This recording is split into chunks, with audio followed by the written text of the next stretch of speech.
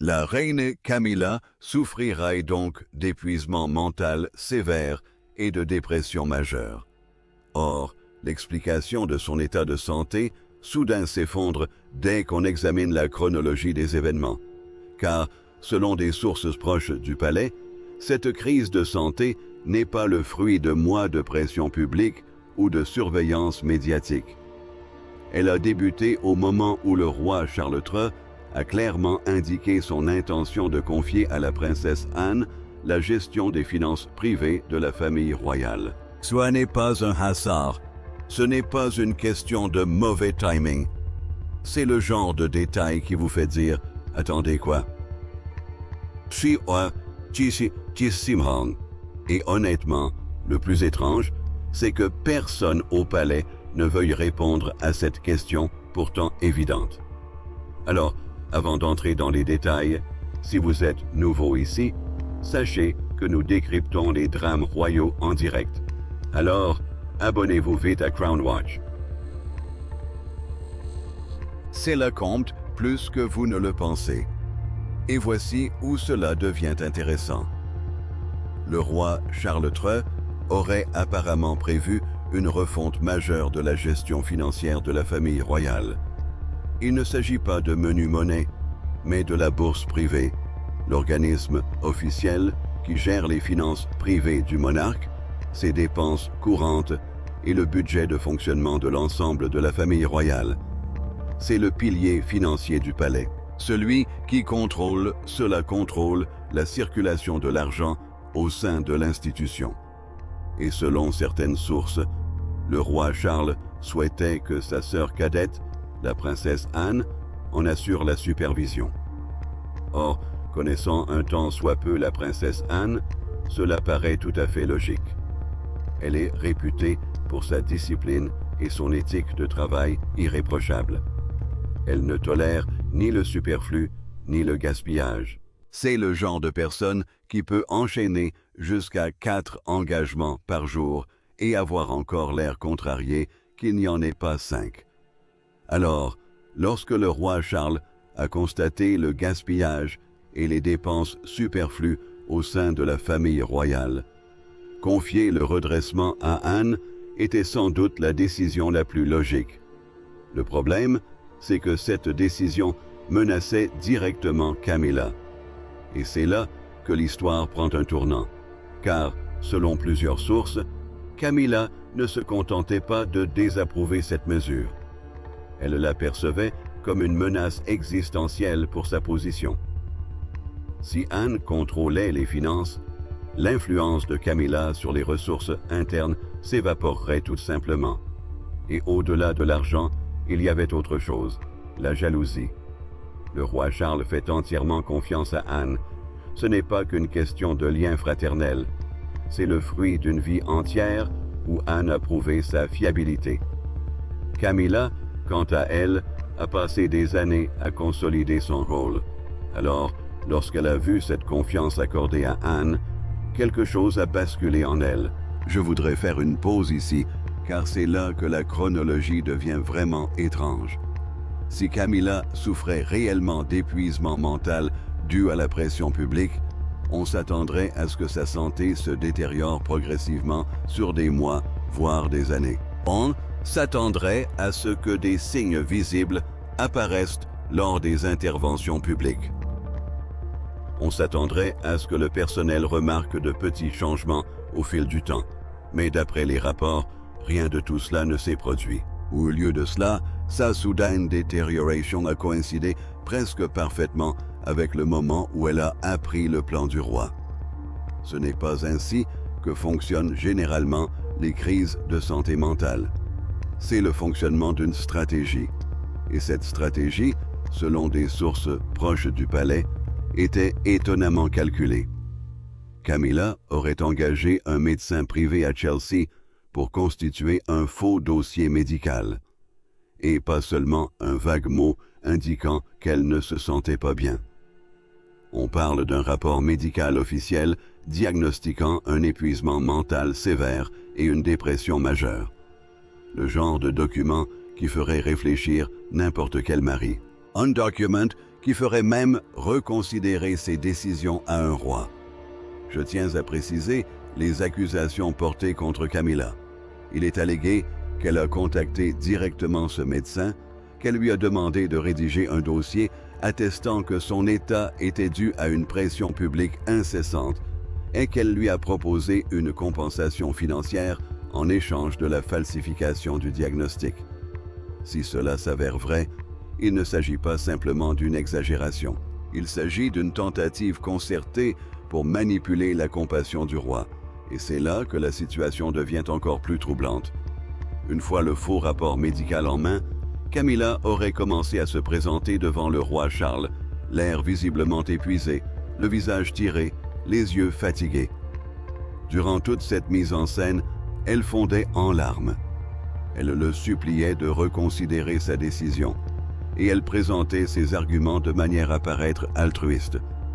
Elle lui disait que s'il lui confiait la gestion de la liste civile à la place d'Anne, cela lui donnerait un but.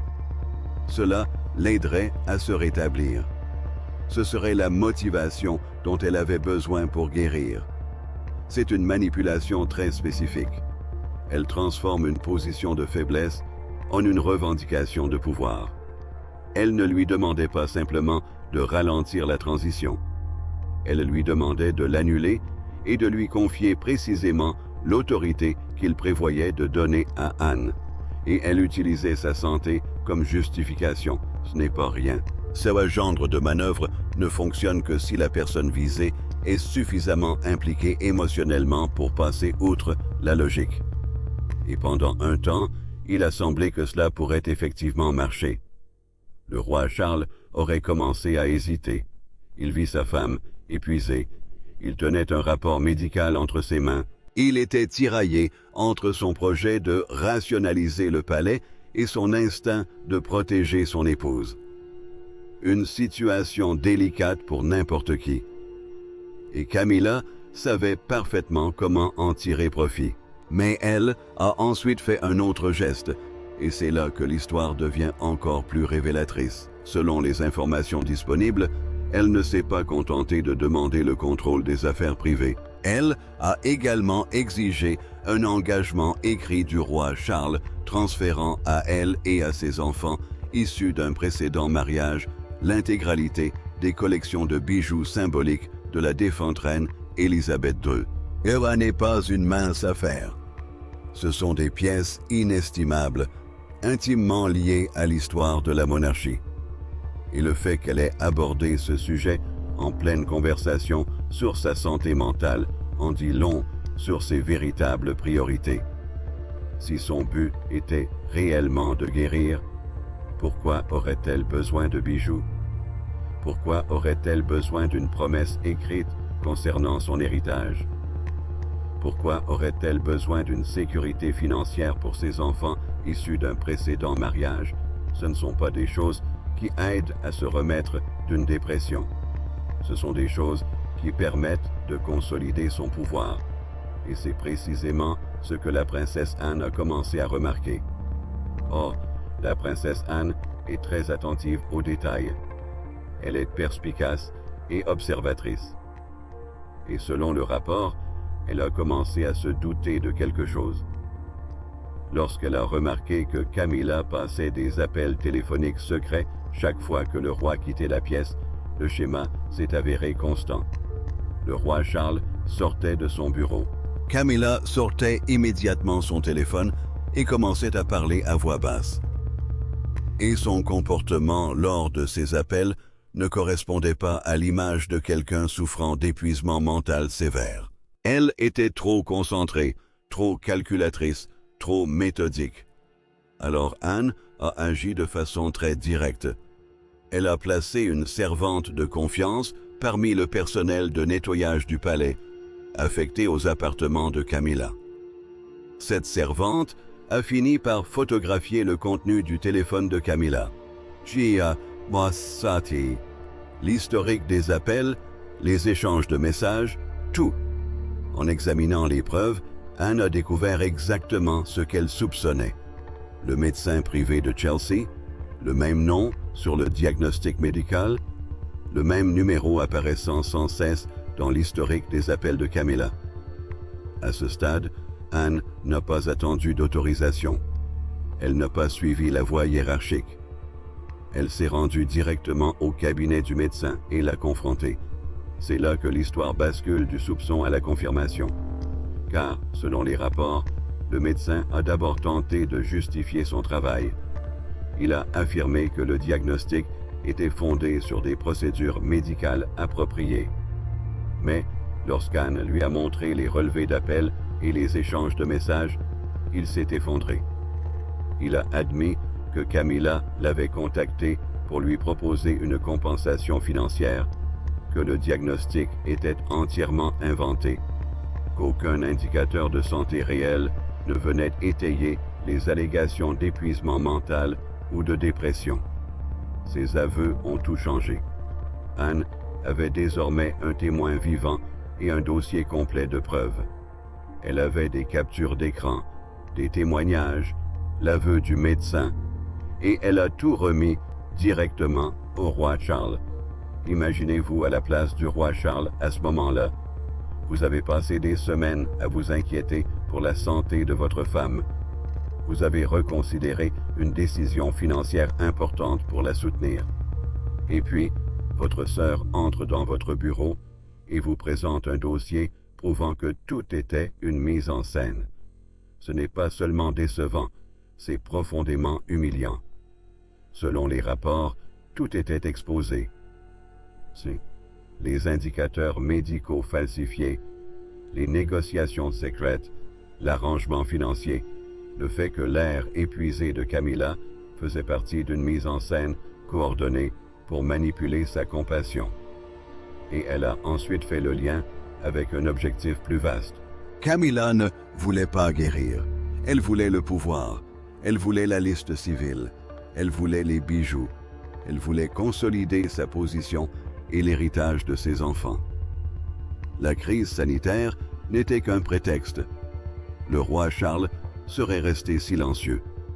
Il était sous le choc. Puis, il a fait quelque chose qui laisse penser qu'il avait pleinement saisi la gravité de la situation. Il a convoqué une réunion d'urgence du Conseil royal.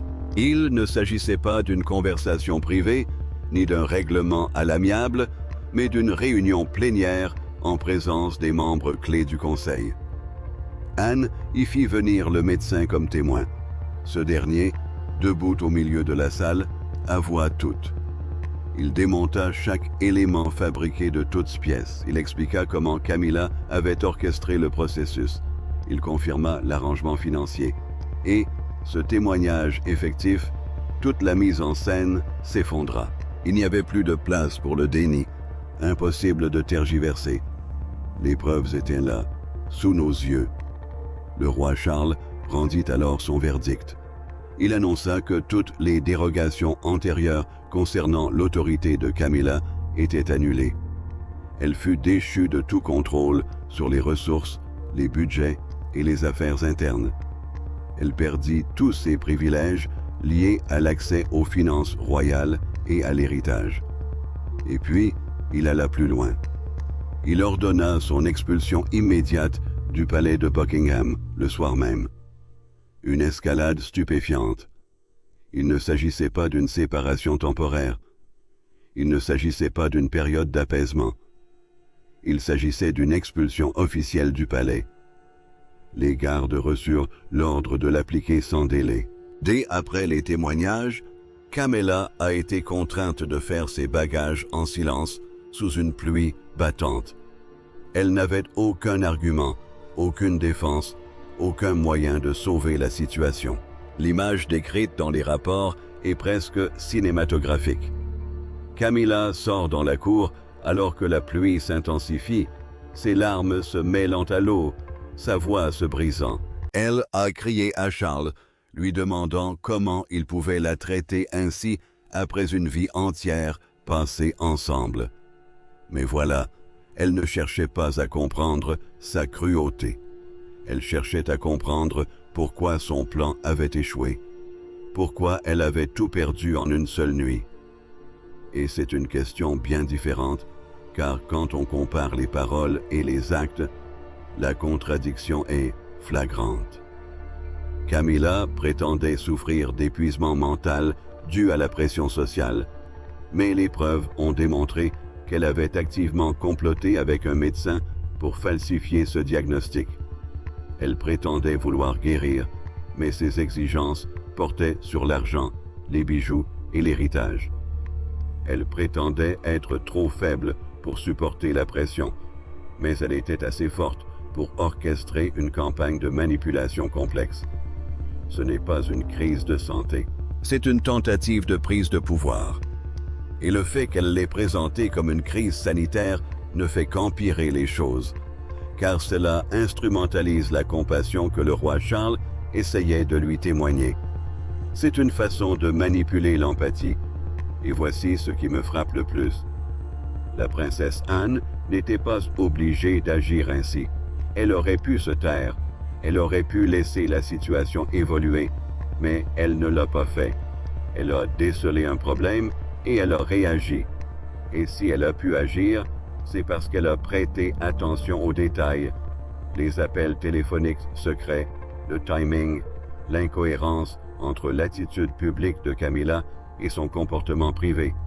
C'est ce qui a permis de découvrir la vérité. Alors, quelle est la leçon à tirer de tout cela? Je pense qu'elle est assez simple. La transparence est essentielle, non seulement au sein des institutions, mais aussi dans les relations humaines. Quand quelqu'un réclame du pouvoir et le justifie en invoquant sa propre souffrance, il faut se demander si cette souffrance est réelle ou si elle est utilisée comme moyen de pression.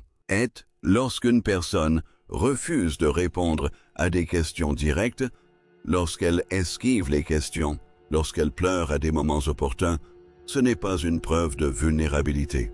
Parfois, c'est la preuve d'une stratégie. Camilla se serait tenue devant les grilles de Buckingham Palace alors qu'elle se refermait derrière elle. La pluie continuait de tomber. Elle n'avait plus rien, ni position, ni dignité, ni accès aux finances ou aux bijoux qu'elle avait exigés. Et le pire, c'est qu'elle s'est piégée elle-même. Elle a tout orchestré. Elle a engagé le médecin. Elle a simulé la maladie. Elle a insisté sans relâche jusqu'à ce que tout s'effondre. La question est maintenant de savoir si le roi Charles lui fera à nouveau confiance. Car une fois la confiance brisée de la sorte, elle ne se rétablit pas facilement. Le fait qu'il ait été prêt à l'expulser immédiatement suggère qu'il a compris qu'il n'avait pas besoin de temps pour réfléchir. Il n'avait besoin de consulter personne. Il a vu les preuves et il a agi. Mais au-delà des conséquences immédiates, un débat plus large se tient actuellement au sein du palais sur ce que cela signifie pour l'avenir de la monarchie. Car il ne s'agissait pas seulement d'une trahison personnelle. C'était une tentative de détourner les ressources royales et les biens symboliques de l'institution vers des intérêts privés. Et c'est précisément ce contre quoi le palais s'est toujours prémuni.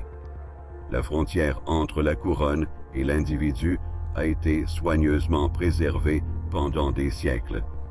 Dès que quelqu'un tente de l'estomper à des fins personnelles, tout le système réagit. Et c'est exactement ce qui s'est passé. Le Conseil n'a pas hésité une seconde. Le roi, malgré la douleur qu'il a pu ressentir, n'a pas hésité non plus, car il ne s'agissait pas de savoir si Camilla était une bonne épouse ou une compagne attentionnée.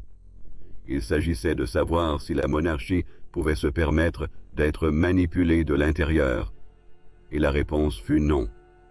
Désormais, des questions subsistent quant à la suite des événements.